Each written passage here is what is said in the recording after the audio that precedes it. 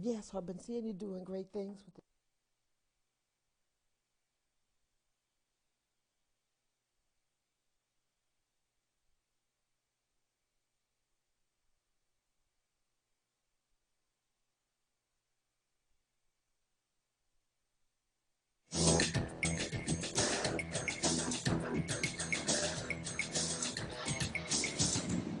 Take the beat to the street.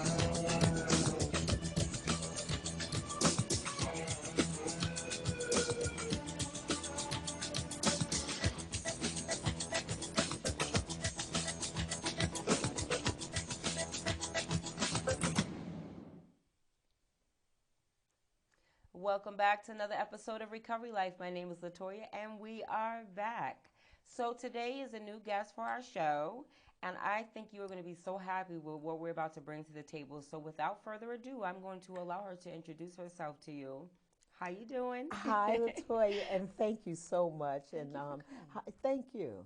Thank So you you want to tell again. the viewers just a little bit about who you are and Oh, what you stand okay. for? So I am Barbara McClane, and I'm an author. I'm a professional photographer.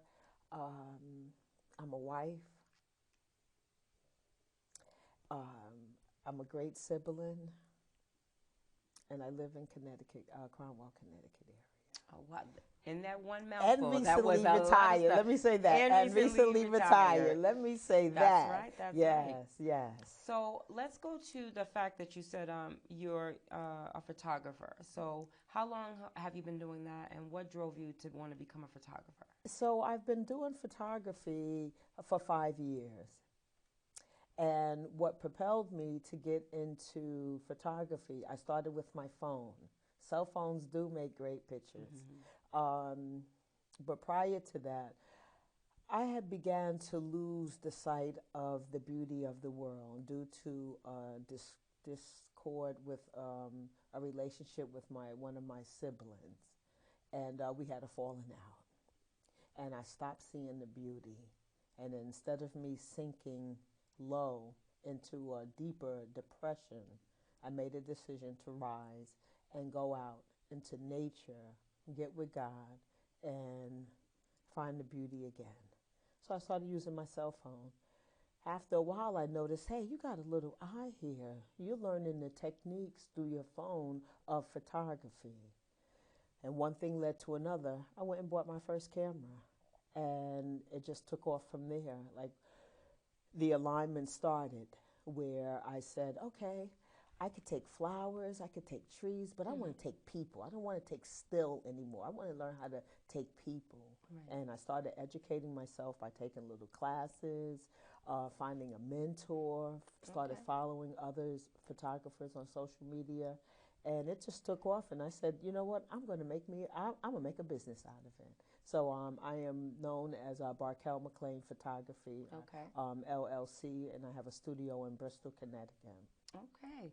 Well, Mm-hmm. just that little bit that you gave me just now that turned into such a great ideal for people to just hear what you just said about having Mm-hmm. something that's embedded in your spirit and then going on it and then making something great out of an idea. Yes.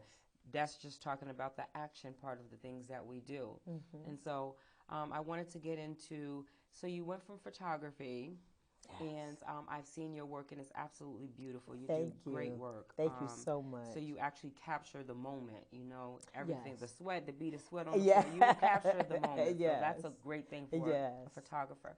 So tell me a little bit about being an author. Mm. That's huge. Whew. And I didn't know how huge it is. And every day, the picture becomes a little bit clearer, a little bit brighter, a little bit bigger on being an author. Yes, so I published in November, Blessed Not Bitter, the Barbara McClane Journey. I wrote this book as an inspiration and a hope for others after finding my family after 6 decades. I was raised in the foster care system, and in 2021, I did the ancestry DNA, Wow.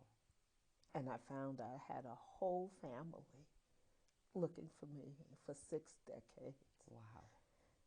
Yes, so huge. And after I made it, the world needed to know that miracles happen every day, and how God just never. I'm sorry if I. How the universe never, never forgot me. And when I did, and I did the ancestry after watching a television program called, it was a documentary actually called Closure. It's an African American woman who was looking for her biological family. She was a successful businesswoman, and she found her family. And I was 60 years old, sitting in the middle of my bed, wondering, could that miracle happen for me? And I just took it from there. I told God in my journal, I'm ready. And I took the proper steps. I had an accountability partner who said, oh, go ahead, get the kid. What are you waiting for? We were sitting at dinner. And I was like, yeah, I'm going to get the ancestry. Oh, do it right now. If you're going to get the kid, do it right now. Pull out your card. I was like, okay. She became my accountability partner. And I got the kid. And it just laid out beautifully. So let me ask you this, because I want them to get the book. I want Yes. them to, I want them to feel what you felt that day. Yeah. When you heard the voice of the first bloodline relative, can you just describe what that was like for you? Undescribable. I had no words. I think my actions was more than what I could speak. The tears, the smiles. That's how I described it. I needed them to see that I was happy to see them. I met them across the screen on a Zoom call, on a Zoom line, and it was July 7th, and all these smiling faces. And I remember saying, I'm Barbara McClane, and them responding, hi, TT, you're my sister, hi, I'm your older brother, I'm your little niece. And we all had the same smile. We all had the same nose. Oh. So it was undescribable just seeing those faces and hearing that first voice like, man, this is it. This is my family. I couldn't even, I don't even think I could, it just was no words. I couldn't describe it because there was so much going on inside. Right. First of all, I couldn't believe it. And even though they all look like me, I was like, look at them. Right. And so, yeah, but what a beautiful experience, though. And never in my wildest dreams did I ever think that I would see that. So hold on to the never in your wildest dreams moment, because there's so much wildest dreams about to come out here right now. So, the show was called Recovery Life. Tell me how your journey with recovery led you to that moment on the Zoom screen, on the writing of your book, on the photography business, on the being a wife. Tell me what that walk looks like. So that walk looks like, so I'm going to back it up. So I have 19 years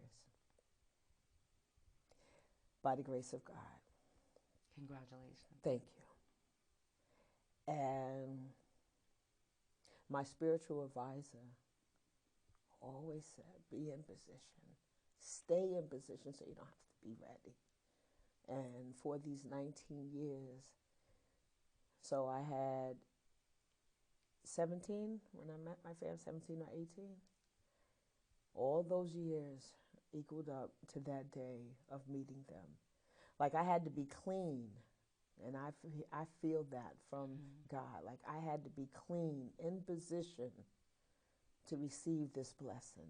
Like to be able to handle what I was about to get when my family was introduced to me.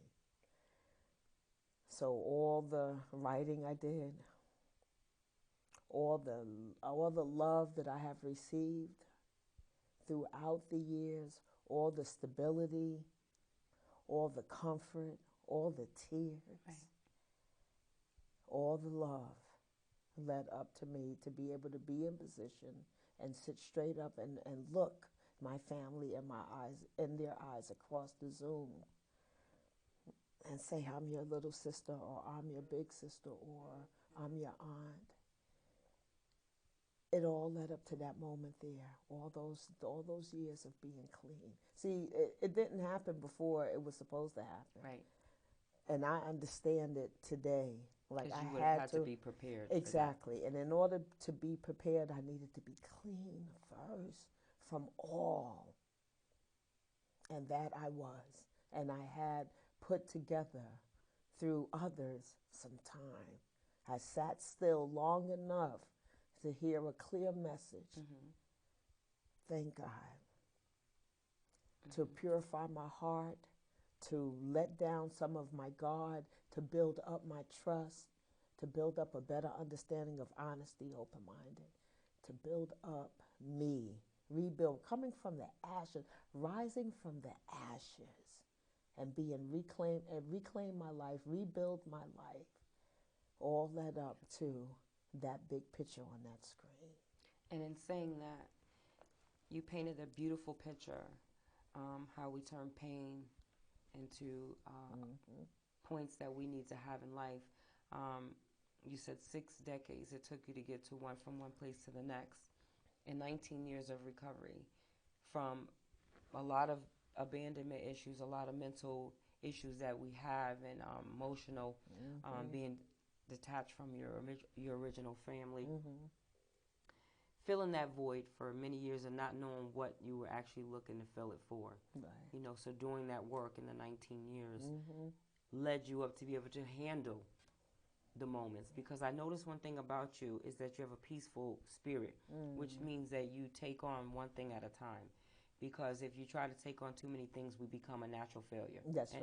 And a lot of people don't understand that if you open 10 bags right here, right now, because you want to try all the flavors, you're not going to eat all 10 bags. Right. You're going to have 10 bags that are full that Right. you haven't really touched. Right. So if you open one bag, you try to complete that one bag and enjoy that one moment Right. with that one chip. Yes. Right? Yes. Don't try to enjoy all the chips. Right. Right. Because you will forget what the first chip was exactly. like. So when you do that and you say, like, I took it slow, I didn't go in gung-ho, the moment came to me, and I knew that that was God's moment to say, you're ready for this. That's right. And not only were you ready, like that. they were ready too.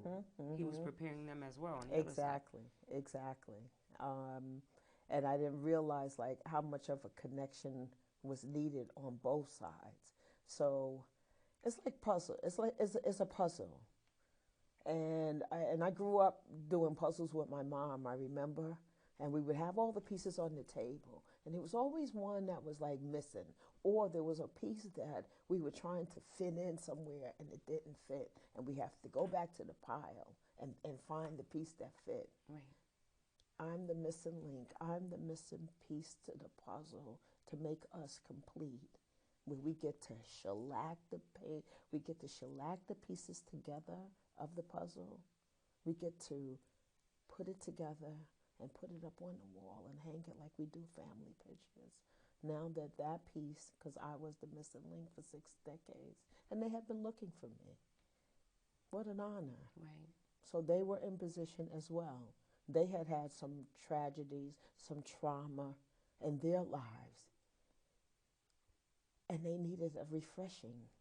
They needed a refreshment, just as I needed one too. And that's what they are. They are refreshing to me. When you drink a nice, crisp, cold glass of water, how refreshing it feels in your body when it's going down, and you can feel every little piece rippling down you. That's what my family feels like to me. I love that for you. Yes. I love that Thank for you. you. And you're giving so many of our viewers hope. When I get authors, yes, I would like for you to go to just one paragraph. Okay. That stands out to you that you can read to the viewers, just So to give them a pull. And so we're just gonna open it. Open it to one of your paragraphs and give them a little something. Nope.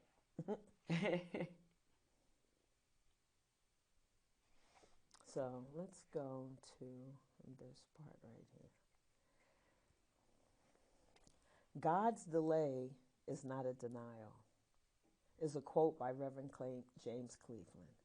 We were denied being together as a loving family in the physical sense, but now we realize we were just delayed. Our patience, faith, and trust are the highest compliments we possess in our hearts. This is what true family values are about, and little by little, intentionally, we manifested our being together. I love that. So can you just take the book and at this camera here? Yes. There you go. So this is Blessed Not Bitter, the Barbara McClane journey. And how can they get that?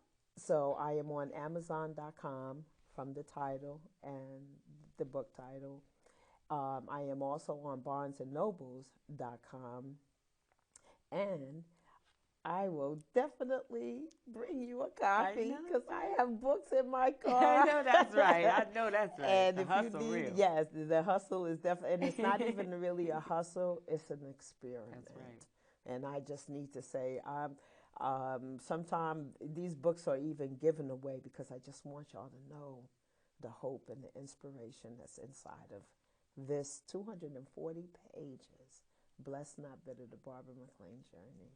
Yes. Thank you. Yes, We'll get thank that book. you. Yes.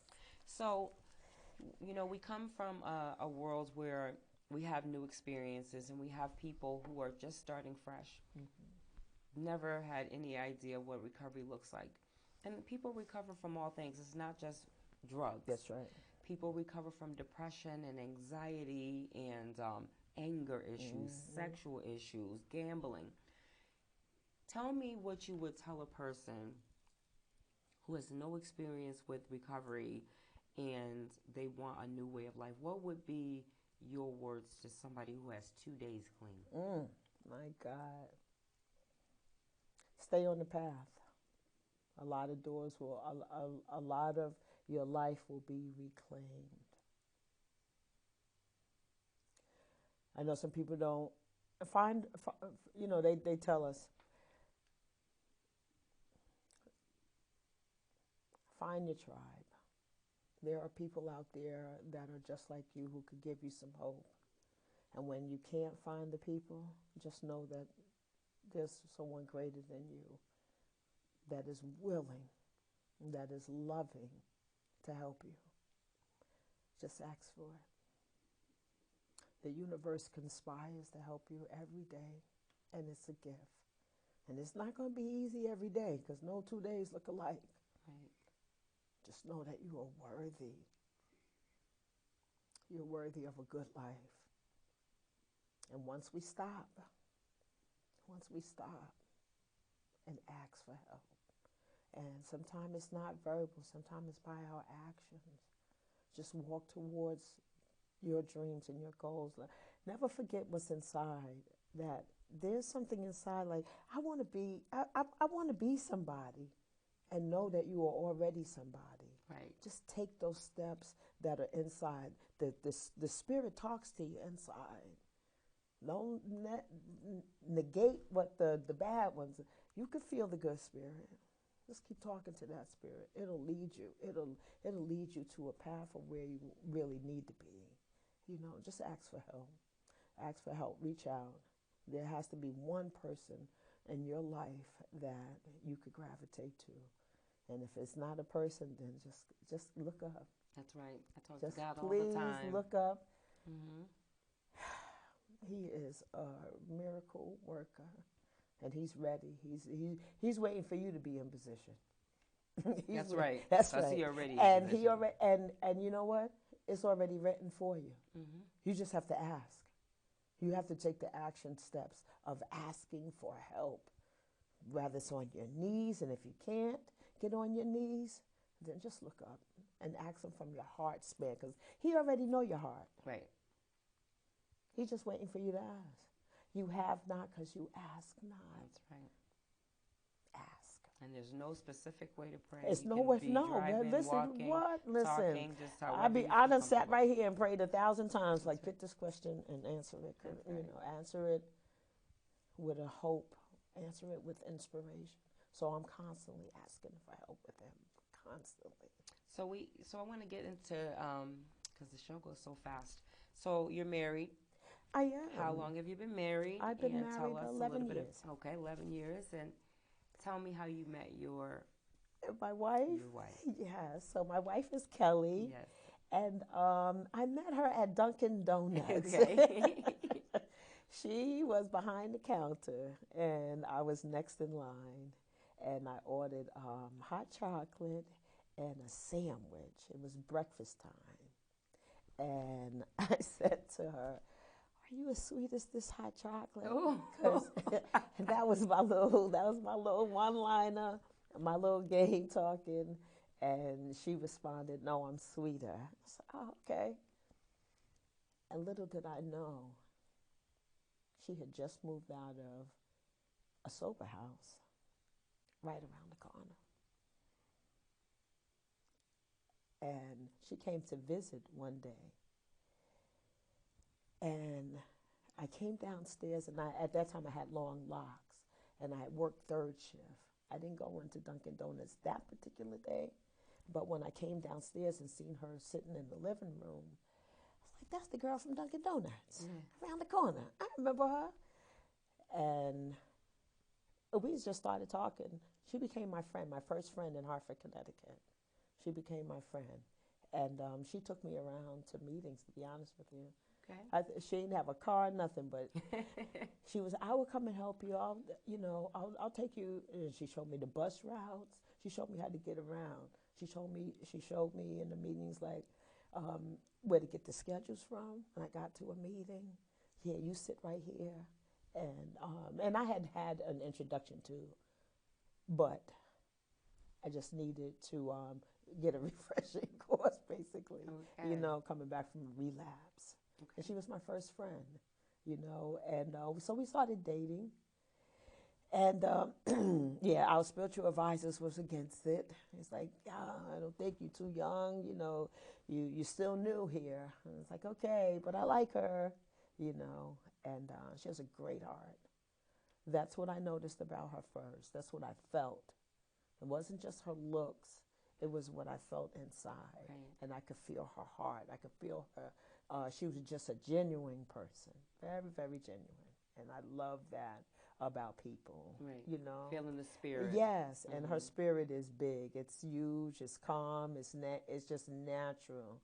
And yeah, we started dating. So we've been together for 20 years, but we've been married for about 11. I think Okay. we're going into our 11th year.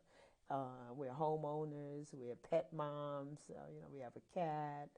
We both work for the state of Connecticut. I retired, and she still works there. Uh, we live a great life. We do. We live a great life, and we're friends, Right. which is like such an important component to a relationship. Being friends, like we could take our wives' hats off. "Hey, let me just talk to you as a friend," and we both know how to do it, and we come from friendships. Right. So So you we kept that. understand Right. that is a value of ours. It is a love language that we both come from friendships, deep seated friendships, and we know what that feels like. So it was inevitable for our relationship to be deep seated as friends. So, in speaking in that, when you have a deep-seated relationship and you're both recovering, so that's something that I would definitely want to hit on before the clock strikes out on us. Okay. How do you separate your recoveries? Because, like, I'm a married woman and he's 20 years in recovery as well, and we have our separate recoveries. That's right. We definitely study and do things together to support one another, but how do you recover separately? We don't tell each other what we need to be doing. Okay. We Important. support one another with our actions, sometimes more than our words. We come from a loving, caring spirit in our hearts first. Hugs is inevitable in our home. Just yesterday, she was going through, and a simple hug was needed. I didn't need to say nothing. I didn't have to ask, "When was the last time you went to?" Or, "When did you talk to you?" No, let's be in the moment. Let me just hug you. Because when our hearts align and touch one another, it is generally is felt. Right. No words So needed. yeah, so we do not ask, we look and see and watch if they're doing what they're supposed to be doing by right of whatever principle you need to be. Right. Because you can actually tell, and you can see in your person their difference in how they talk to you or other people, That's even right. or That's right. even when they get inside their heads. Right. And we're human first. Before we were addicts. Right. Right? We're human. That's right. So just come from the human spirit, Barbara. Don't come from the addict side. Right. I know what we do and where we do it at, but let's not forget what's first. Right. Have you talked to God, babe? How's that going? Have you talked to him? He'll help you. We'll say, well, I'll pray for you. You know, and sometimes it sounds a little sarcastic. Yeah. And then you have to, like, no, I'm not trying to come from, I'm just saying that we have a higher power who directs everything. And everything starts at the base of love. So let's just love each other through whatever it is. I don't have to, you writing? What's that you on? What you doing? No, I don't have to do any of that kind of stuff. That's good. Because I didn't meet her in there. Right. You're not her sponsor. She's not your sponsor. Right. No, and I'm not here to question any of that. That's right. I'm here to love you through. I know that's right. Nothing else. And look, our time is already down. My God. See how fast it goes? It does. So I just want you to one more time put your book up. Yes. Blessed Not Bitter. The Barbara McClane Journey. Yes. Go get the book. It's yes. a good read. It's a good read. It's a page turner and a heartfelt. It's a bittersweet, but such a happy, happy ending. Trials and tribulations will come and go in our lives, but healing and love and faith and commitment, stand by those principles. And that's what's in here, a lot of principles. I like that. I like that. Thank you. And so you retired. We spent the last couple minutes on that. You retired. What is that like? What have you dove into since you made that decision? Because I was there today. You made that decision. Yes. He was like, you know what? I think I'm gonna retire tomorrow. That's right. And that's it. And retirement has been a blessed journey. Everybody is not afforded that to be able to. And I've been traveling with my retirement, spending more time with family, connecting, experiencing my book. I just came off a whole book signing last night, and I like that. in Plainfield, New Jersey, where my wife is from. I'm about to go to Cuba for photography. Experiencing life on this side at 62, being retired. Every day is not the same day. Every day is a new gift. And I get to wake up. I get to shower as long as I want to. I get to take a nap. A nap. A nap. I feel like sometimes I'm working more, but I'm experiencing life more. I'm not working. I'm experiencing life a little bit better, living passionately and purposefully. Yes. Well, That's thank what my you. Thank you. And we thank you for being here today. I will definitely have to get you back here again. I would appreciate it. Definitely Thank have to get you back here again. And keep writing. I will. You know, keep writing. Get the sequel going, you know. Thank you for giving me that suggestion and that push, and helping me to manifest what the next one will feel like and look like. Yeah, because I have started already, and I want to dive deeper into my recovery. I know that's right. Yes, that's the next one I want to talk about. A smaller book, not as deep as, not as thick as this one. Yeah. I'll support. Yes, 100%. absolutely. I appreciate you. Thank you so much. Well, thank you for joining us on another episode of Recovery Life. Ciao.